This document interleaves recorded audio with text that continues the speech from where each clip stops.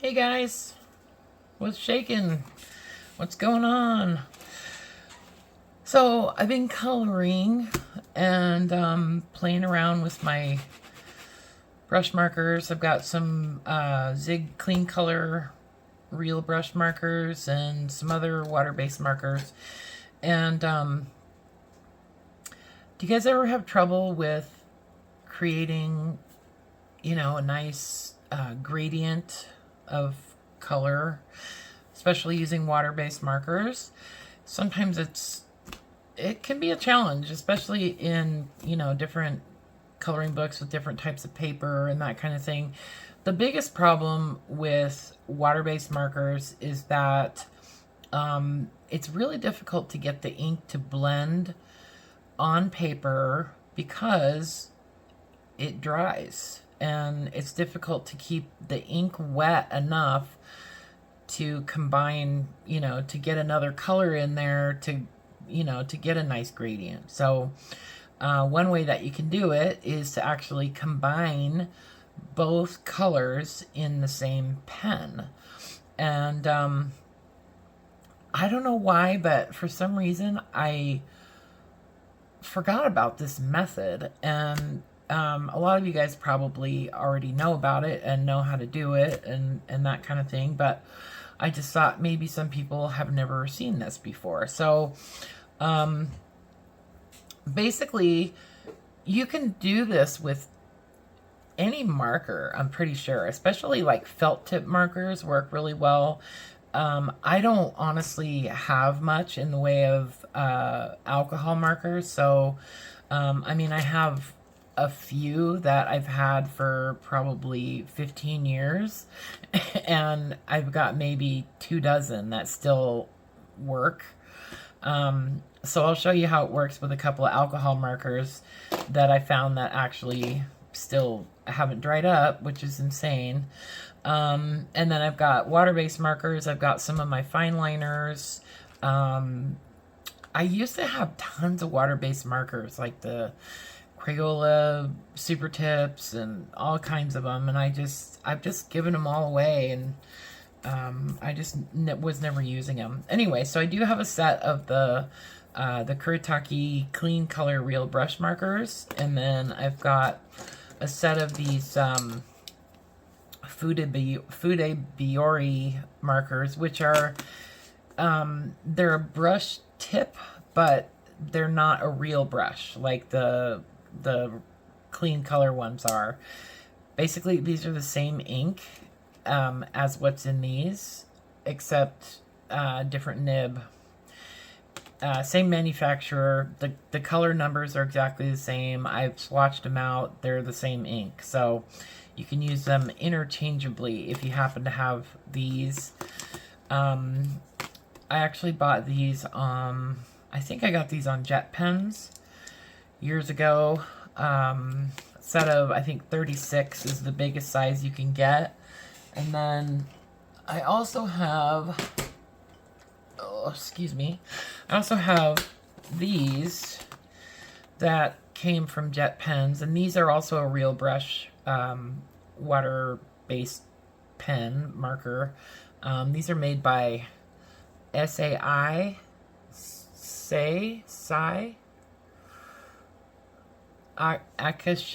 Japanese Traditional Colors.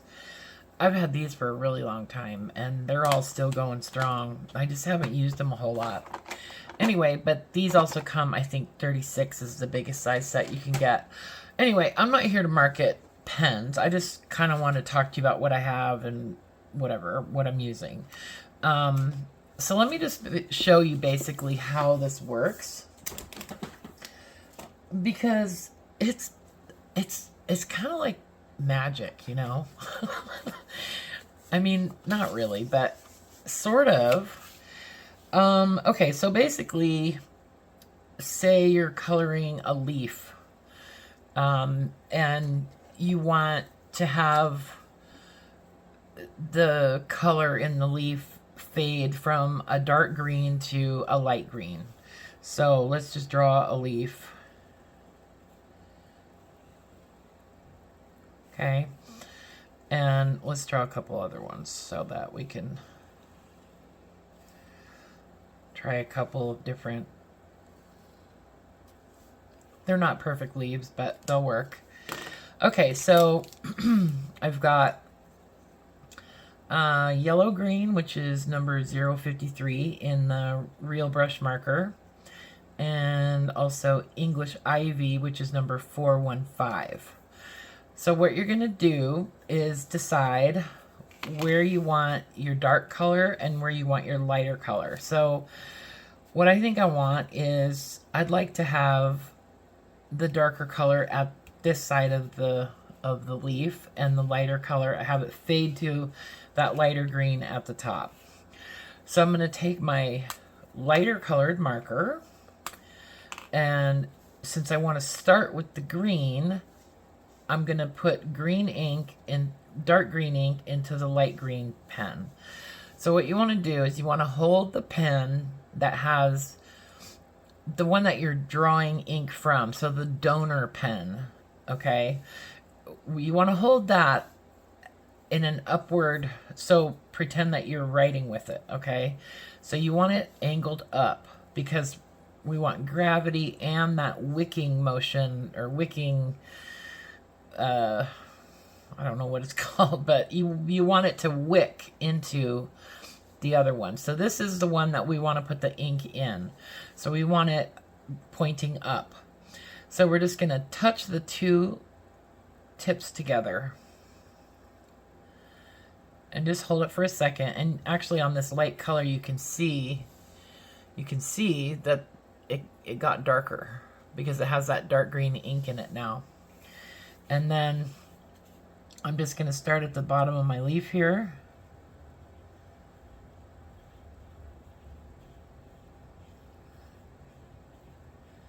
And as that dark green ink runs out, it fades into that light green. So actually what I think would be kind of cool is to take a little bit more and go from the other end of the leaf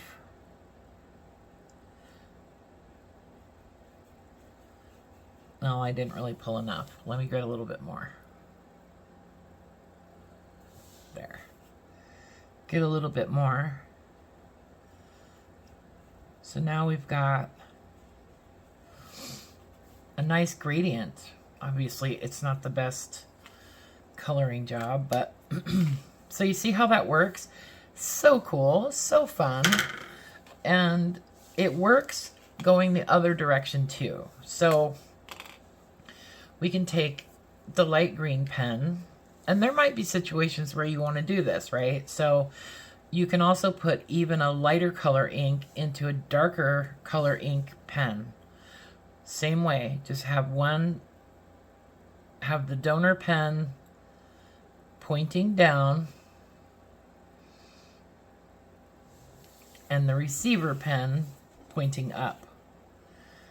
So we've got that lighter color ink coming out first. I didn't hold it very long, but you can see that that also works. So once you've done it a little bit, you kind of get a feel for you know, how much ink is actually transferring, and you know, how it's going to work. So it's something that you kind of want to play around with, use different, you know, different markers, and you know, just because sometimes you'll have like smaller elements that you want to color, and you want, you know, like like maybe you just have little tiny leaves like that, and so you know, you would just touch the pens together just for a second, you know. So it's something that you kind of need to sort of play around with, but it does work, and it's really fun. It's super fun. And different color combinations. So I've got a red and a yellow. We'll make a red and yellow leaf. So this is wine red and yellow. 050 yellow and 024 wine red. So let's touch the tips. Pull some red ink into the yellow pen.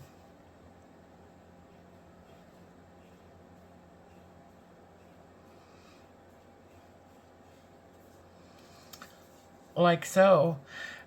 And then, I mean, you could then go with a totally different color. I mean, we could add a layer of orange to yellow or whatever.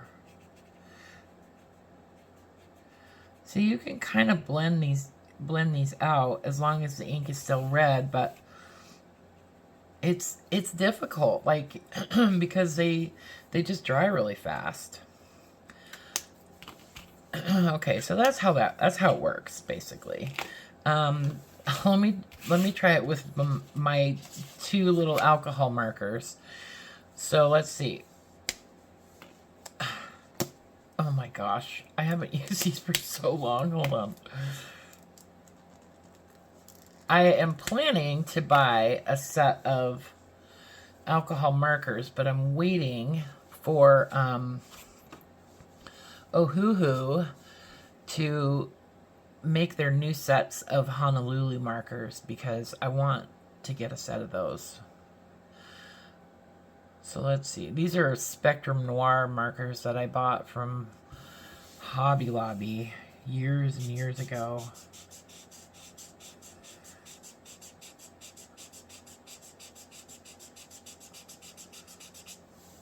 Works great.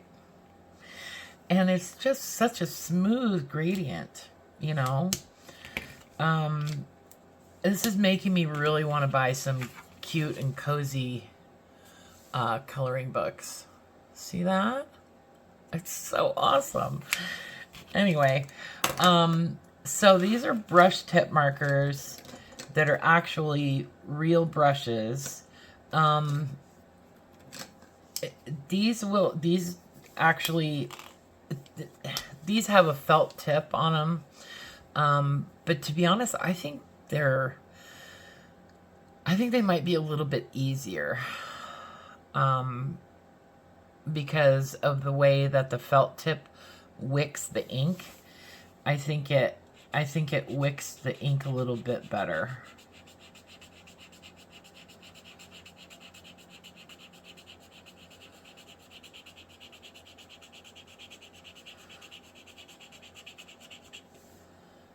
Nice, huh? And then you want to, you actually want to just kind of brush off your tip a little bit when you're done, like have a scrap paper handy, just to make sure that, you know, none of your donor ink is still in the tip of your pen.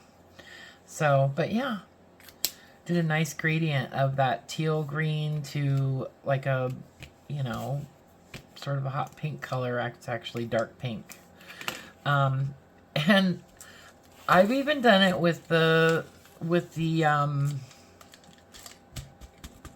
fine liners. And it works. It's just the only thing about using the fine liners is that it's kind of difficult for me because I'm old. No, I have pretty bad arthritis in my hands, so it's really hard for me sometimes to hold my hands really steady. And also, I need new glasses, so to see these tips sometimes is kind of hard. And you do need to like press them together, but if you can manage it, it's pretty cool that it works even with the fine liners. So hold the blue pen to the green pen.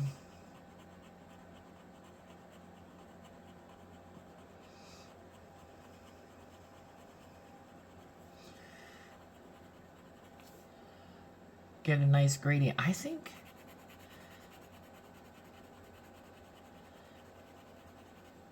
yeah, it still had green in it, or it still had blue in it. I think it depends on how quickly you color it out. Let's see, let me hold it for a minute. There.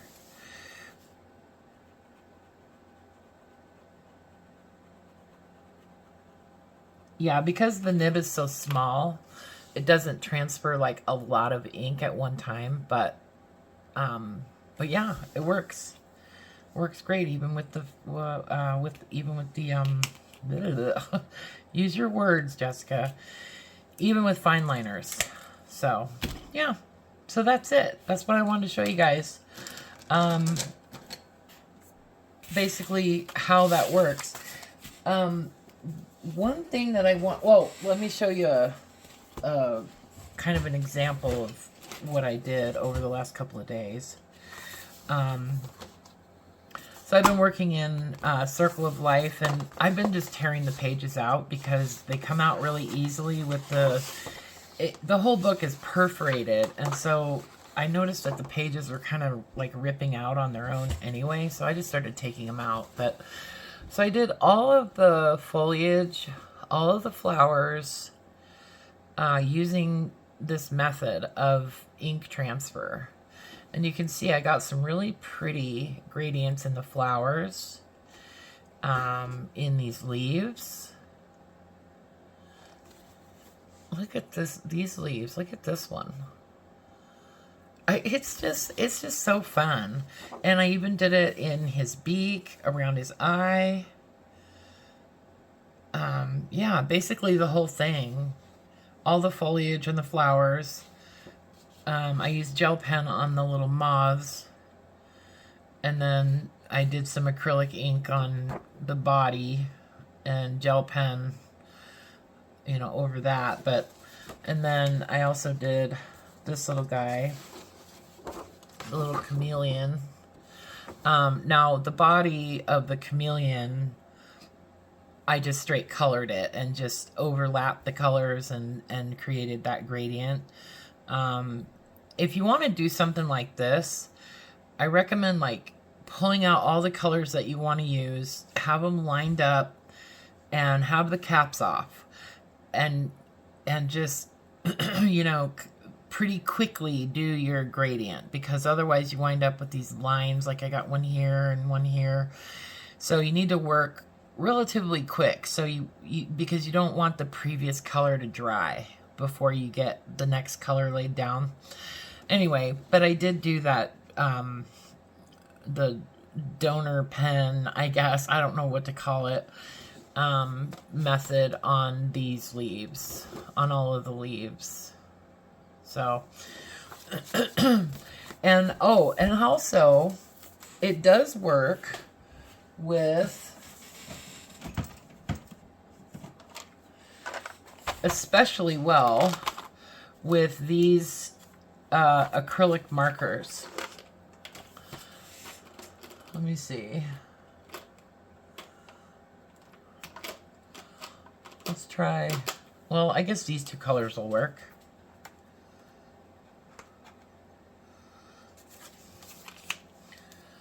So I have a pink and blue, and these have a brush tip, which is actually just a felt tip, and then they have a bullet tip, which is a felt tip nib also.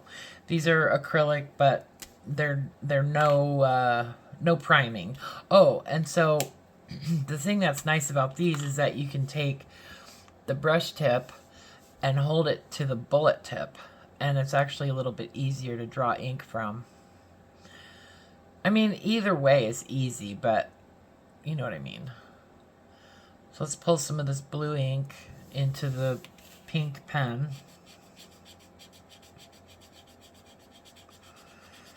Oh, I got a lot. So this is why you kind of want to practice. Just play around with your pens a little bit, just to see how long you need to hold the tips together. So, yeah. Super fun. I've been working in, see? I've been working in this book with these acrylic pens, and one of the reasons that I thought I would try these is because they're not as opaque as other types of acrylic markers, like certainly not as opaque as Posca's or even some of the other like Ohuhu markers and stuff like that. So or some of Artex markers, I meant to say. I've never actually tried Ohuhu marker, acrylic markers before, but so I was able to do that blending method, blending in the pen on these flowers, on all these flowers, and actually the leaves too. I didn't do any of that on the bird, but I did do it on the flowers. So, like, I don't know, it's not coming through on camera very well, but like these petals on the back of the flower fade from pink to dark pink, and then the ones on top are red. So anyway, yeah, just playing around. And you know, this book is great for acrylic markers. I have that Guang Na set of acrylic markers of these, and so that's what I'm trying to use in this book. I've tried this with these markers, but it doesn't work as well as these. And I think it's because the ink that's in these, or the paint that's in these ones, is thicker than the ink that's in these. I think these are watered down a little bit more, because these just have a felt you know, liner inside of them, but these actually have liquid ink with a ball, so you have to shake them. You don't have to prime them, but you do have to shake them and mix the paint. But these are a different ink delivery system, or paint delivery system, in these pens. Still, you don't have to prime them, but no shaking involved. So I think that the paint is a little bit more watery in here than it is in here. So that could be why it doesn't work as well, but it still does work a little bit in those pens. So if you have them, just try it. Try it and see, you know, see if it works. Anyway, so that's my little tip for the day. And I'm not going to really do any coloring. I just kind of wanted to show that to you. Well, I did want to show you one little thing, though, actually. Hang on. Let me find my page. Oh, that's not even the page. Hold on. I have this page with... Yeah, so... Well, let's just do another one. Let's do that same yellow and green. I'm like shaking these. You don't have to shake these either. Let's take a little bit. I just want to show you something that is kind of cool when you have really small, like, little leaves or flower petals and things like that. So like on this plant, so I just put some of the dark green onto the light green pen. So if we start out with one little leaf, go to the next leaf, and then just work your way up, and then the dark green ink is just kind of slowly running out, and we're getting a gradient on that one plant, right? So then we can start on this one and just keep going down until all of the green ink is gone, and then we can like reload it, load a little more dark green in it, and continue on. And I just think that that's really a nice way to get a good variation of tone in your coloring. You know, especially with things like this, where, you know, you kind of want to make it look like nature. I mean, if you do. I mean, you don't obviously do whatever you want, but I'm just saying, if you're doing things like flowers and trees and grass and plants and, you know, all things nature, nature is variable, right? Like, no two leaves are the exact same colors. And every flower, the color is going to be slightly different, even around the whole entire flower. So, but you see, so you're getting a nice gradient. See, I did that on the little string of pearls plant too. Anyway, so that was all I wanted to show you.